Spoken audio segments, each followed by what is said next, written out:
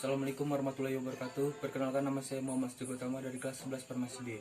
Di sini saya akan menjelaskan menganalisis teks prosedur. Teks prosedur adalah teks yang berisi langkah-langkah untuk mencapai tujuan yang berisi informasi.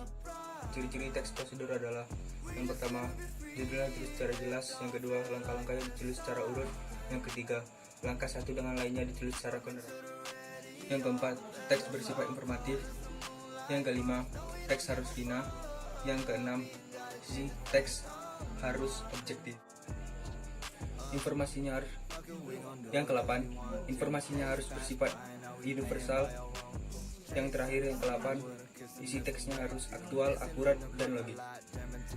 Jenis teks prosedur ada 3. Yang pertama, sederhana; yang kedua, prosedur kompleks; yang ketiga, protokol. Langkah-langkah menganalisis informasi dalam teks prosedur.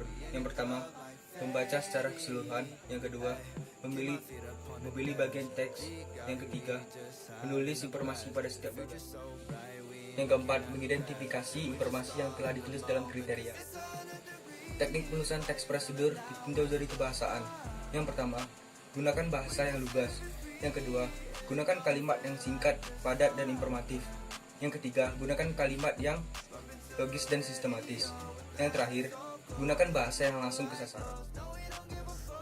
Cara langkah-langkah membuat teks prosedur. Yang pertama, menentukan tema yang akan dibuat; yang kedua, menentukan jumlah langkah yang dibutuhkan; yang ketiga, memperhatikan urutan langkah secara runtun; yang terakhir, yang keempat adalah memperhatikan urutan langkah-langkah yang direvisi.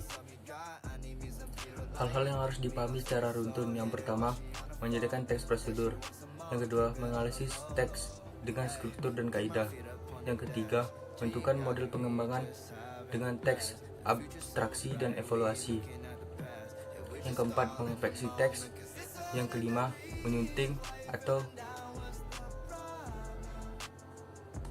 revisi bila perlu.